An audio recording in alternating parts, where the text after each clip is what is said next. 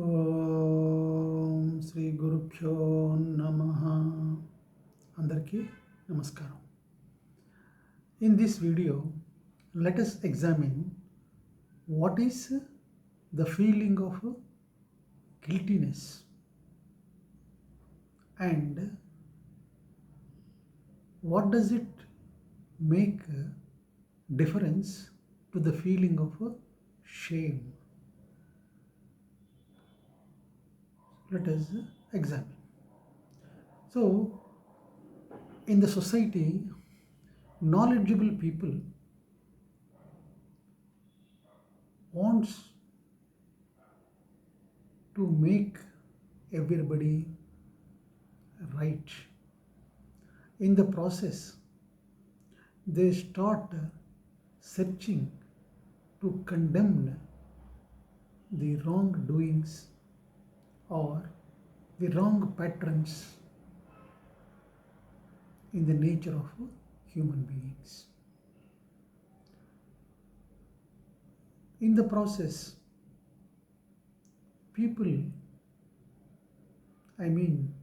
such people feel guilty about the wrong patterns of their nature. So, this way, they always feel guilty and restrain from making any attempt to transform themselves because they feel hurt and depressed.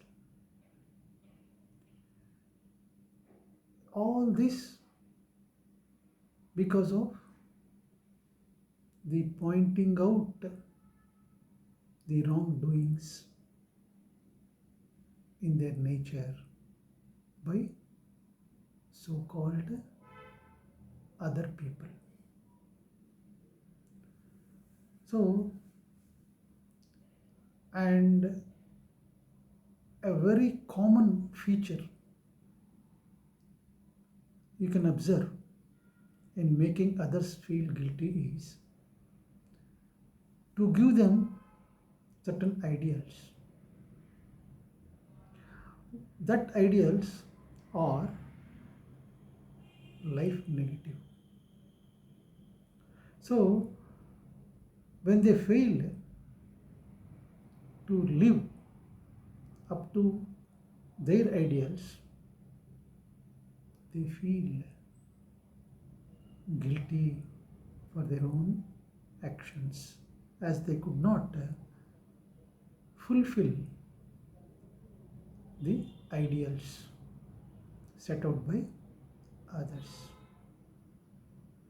This is especially so in the case of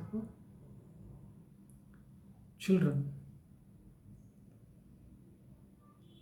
because the parents set certain ideals for the children, and when the children fail to live up to those ideals, the children feel guilty. So this kind of things happens in the society. Similarly, there is another kind of people who want to live an idealistic life or a spiritual life or a religious life. So they set certain ideals for themselves. So when they set certain ideals and when they fail or when they break that ideals imposed by themselves, they feel guilty. And they feel guilty for no reason at all. because whatever the ideals they set up for themselves are life negative. Though may not be in all such spheres, but in most of certain spheres, whatever the ideals they put or again are life negative. I mean to say, getting getting up early in the morning. They say 2 o'clock, 3 o'clock, whatever it is. They put some ideal to get up at that particular time to do certain things. But when they fail or when they break that, they feel guilty. See, they may be doing it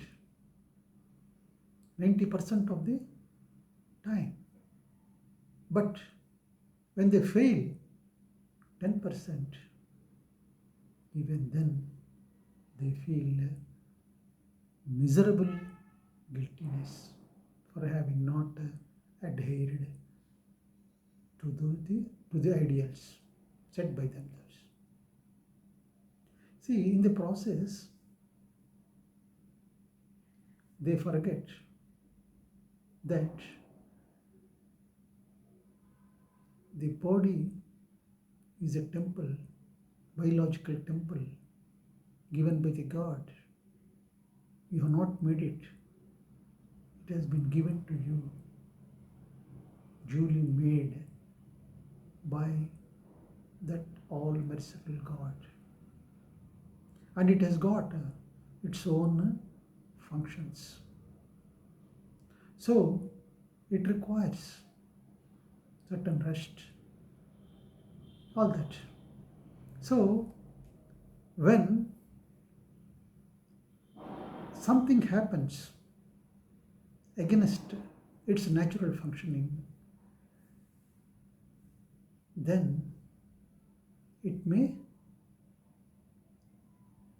react and it may not adhere to the ideal set by you.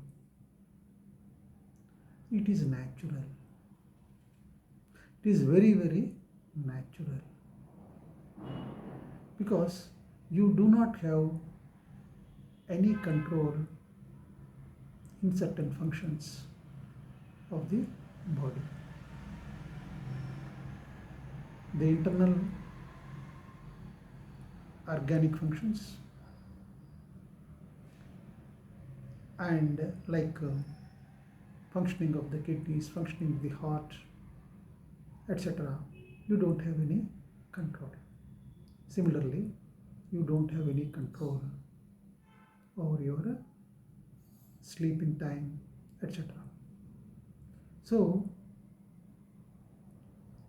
when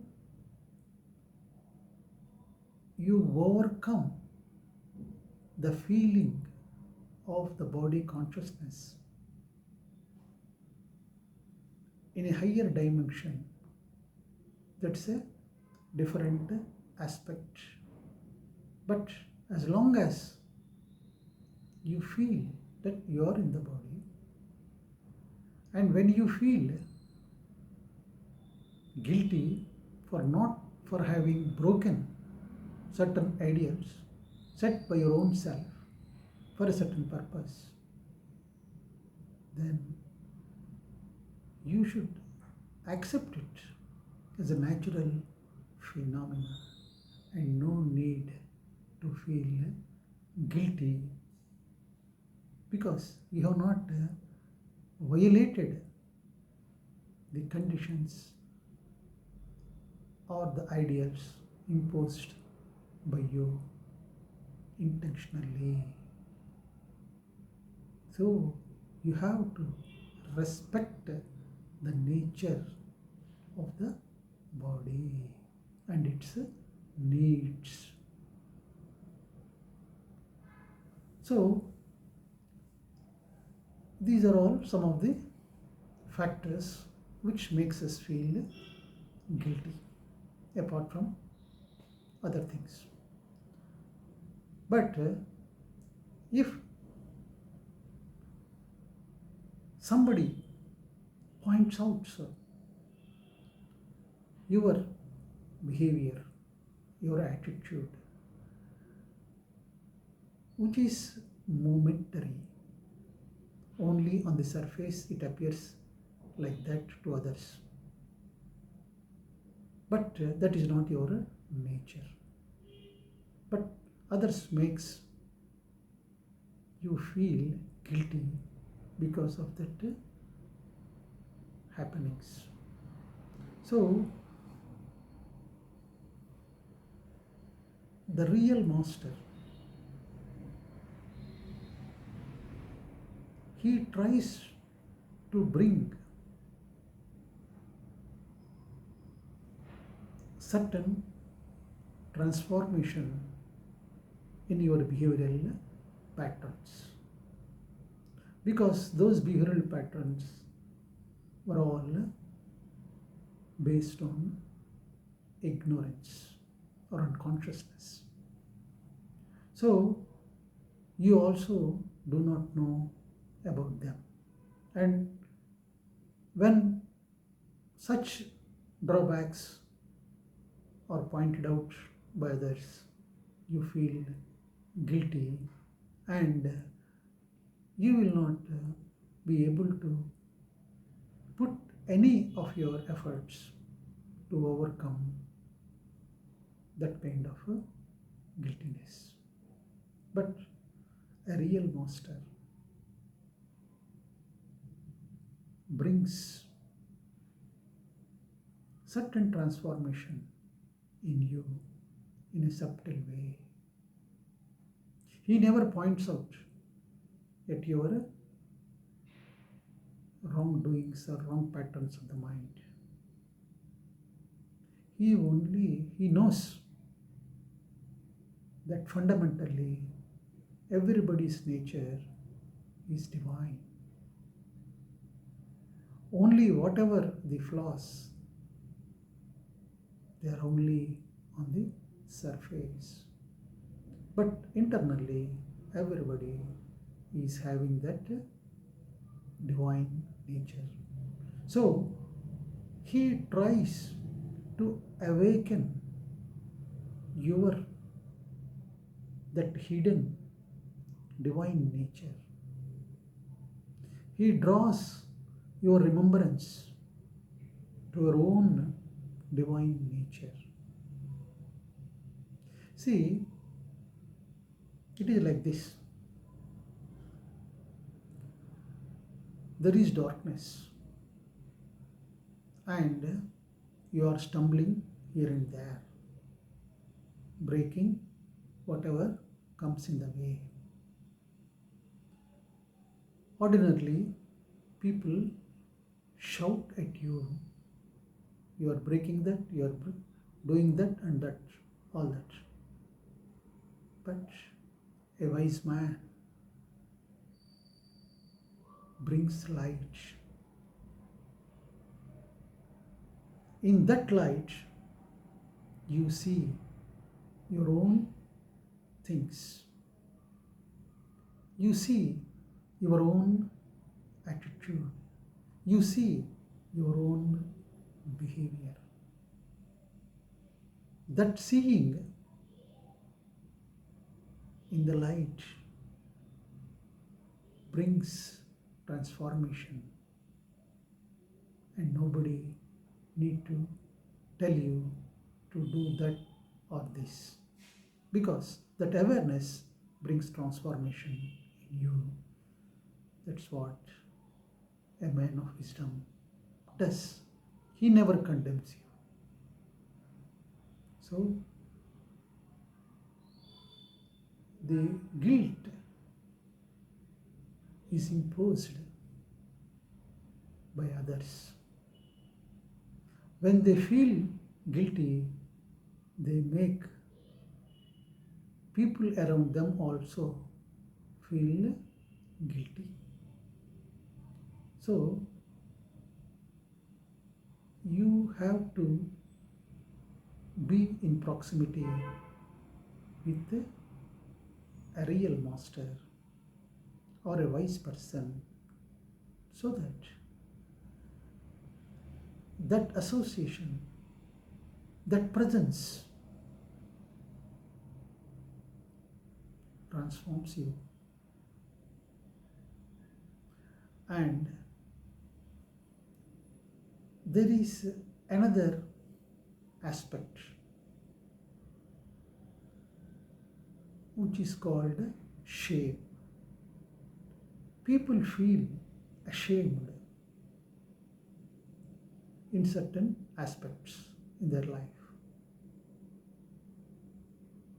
See, there is a vast difference between guilt and shame. Guilt is imposed by others, whereas shame is your inner feeling. It comes and arises out of your own understanding. It comes out of your own consciousness. And when you feel ashamed, that brings growth, that brings peace, and that uplifts you. That feeling of shame uplifts you to your full potential. See, for example, a student with so many facilities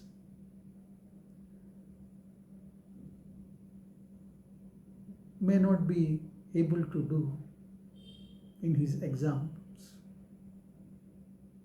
in a better way. But when he sees